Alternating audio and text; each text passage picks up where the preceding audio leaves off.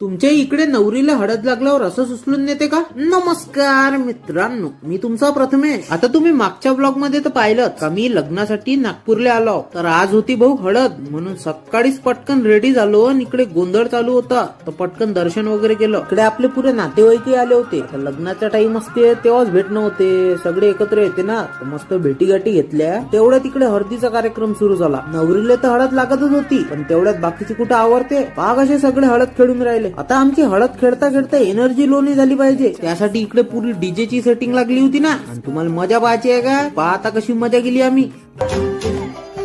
तू होगी बंडू